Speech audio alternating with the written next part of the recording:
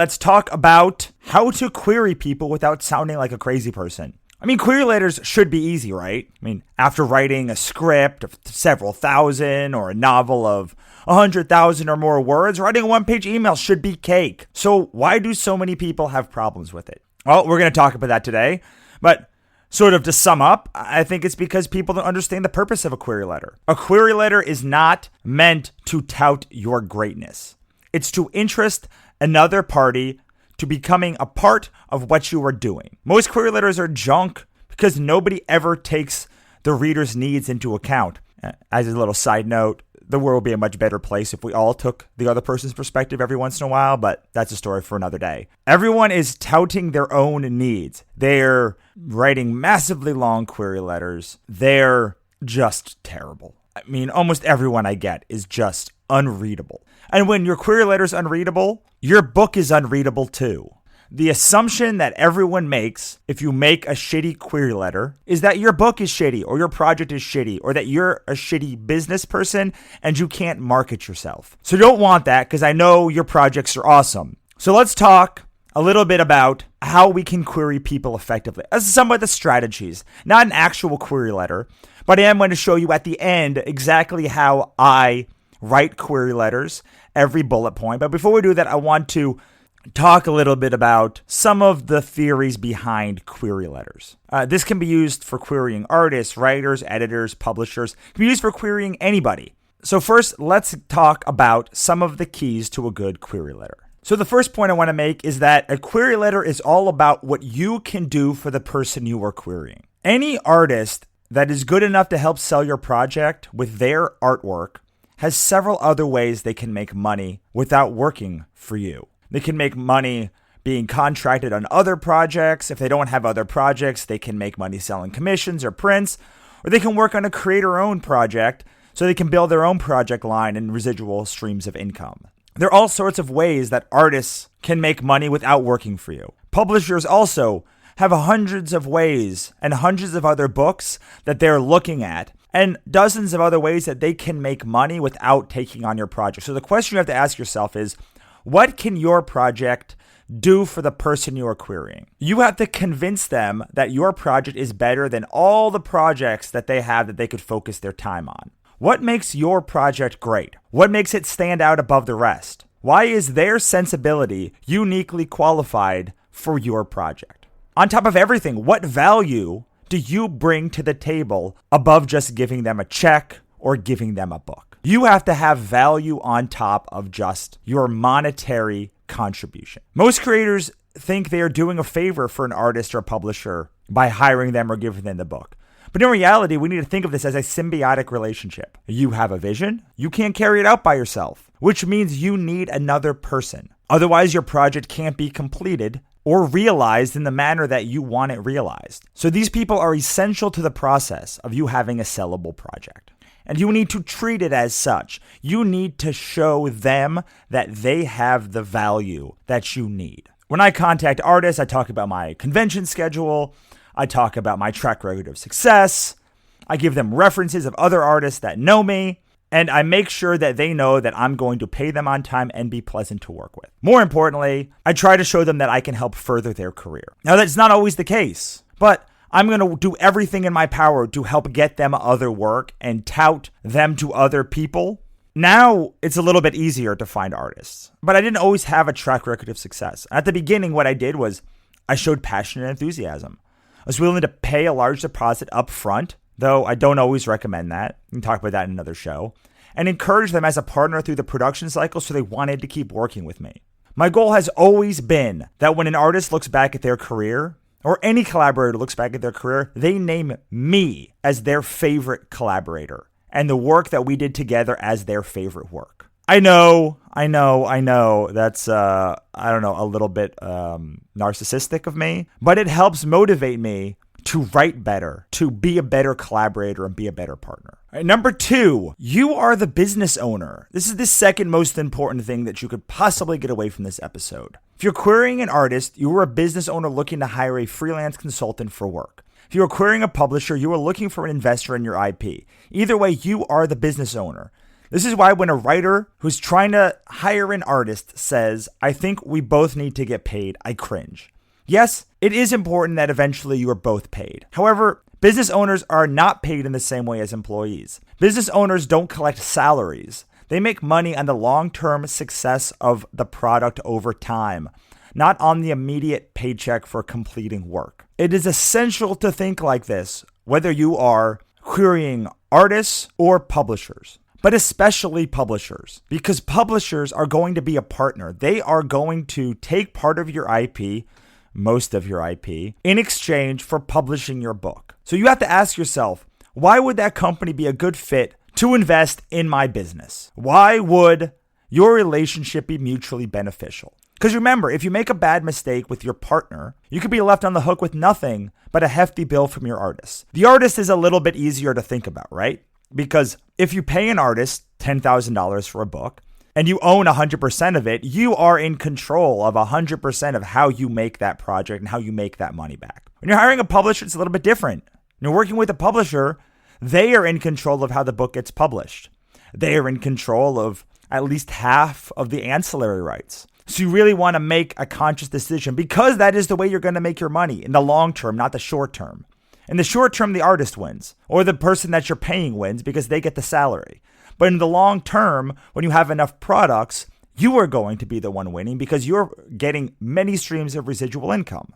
So you need to really think about, when you go to a publisher, why is this mutually beneficial? And with an artist, you need to remember, they are getting paid because they are not going to be able to make money on this project for the rest of their lives. So you're basically paying them for their labor so that you can make money on the product, just like a business owner would. And you need to start thinking about yourself like that. All right, number 3. So if we can agree that you are business owners, you need to construct your emails professionally. They need to be spell checked thoroughly for grammar and spelling. There's a free program called Grammarly.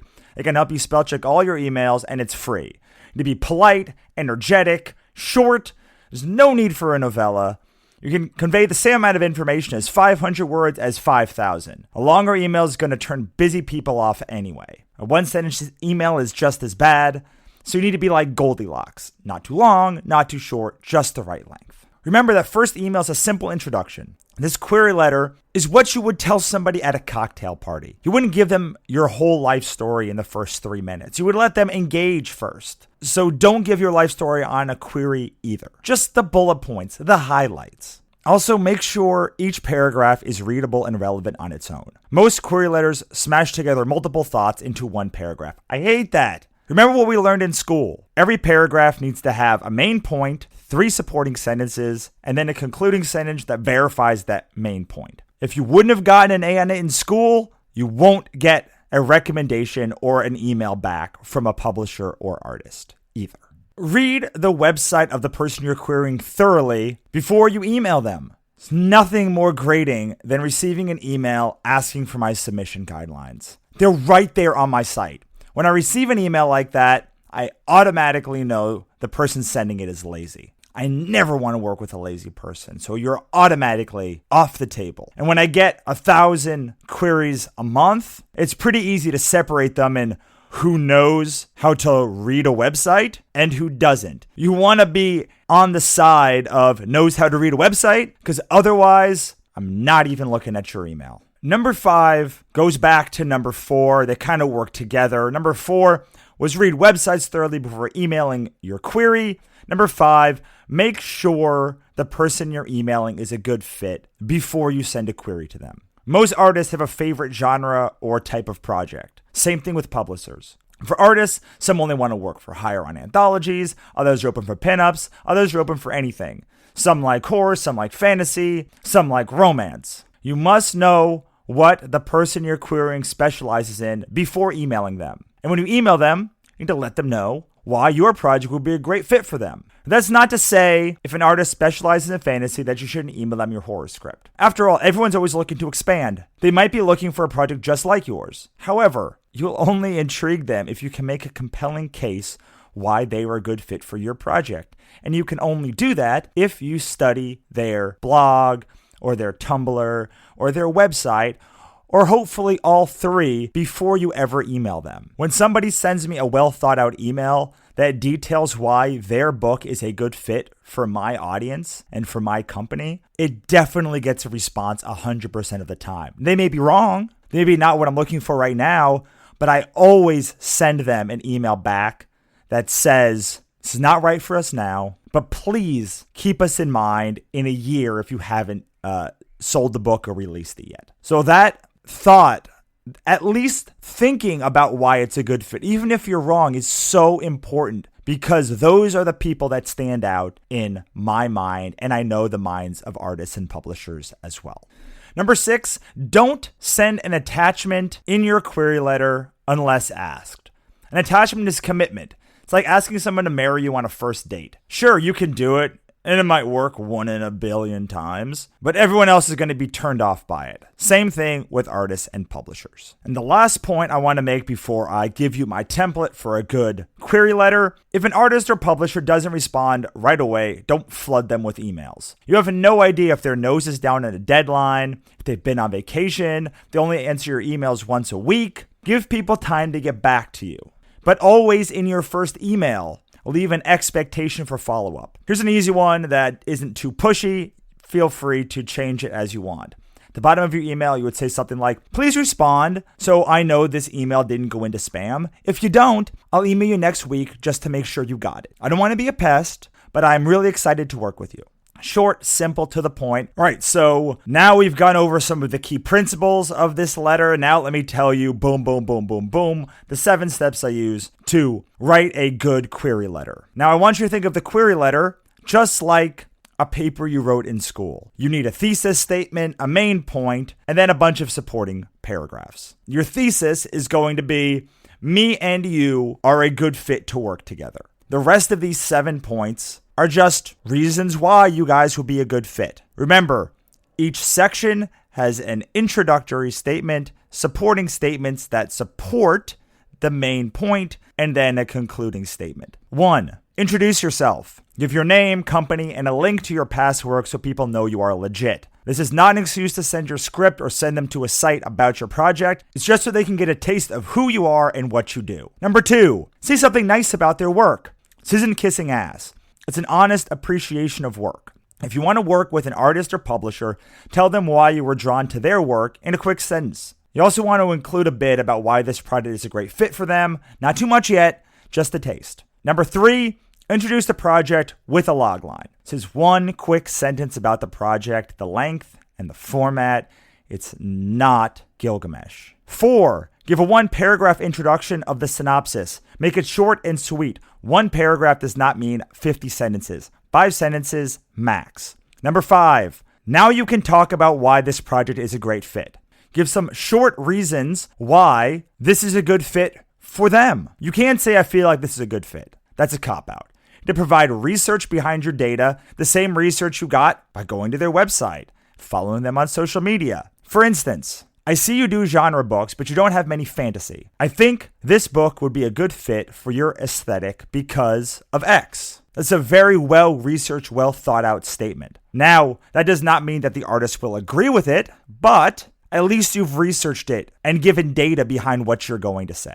Number 6, talk about the scope of the project in slightly more detail. Include a time frame if you have one, budget, and your plan for marketing. If you finish an ash can and you're pitching to a publisher, let them know the time frame for finished publication. Detail's okay here because it's going to help the artist or publisher know whether you're a good fit, whether it fits their timetable. For artists specifically, it's going to help them price their work. If you're on a tight deadline and require all their attention, they're going to charge much, much more. After this, sign off with a nice goodbye, an expectation for follow-up, and then get out of there. All of this information can be done in less than 500 words.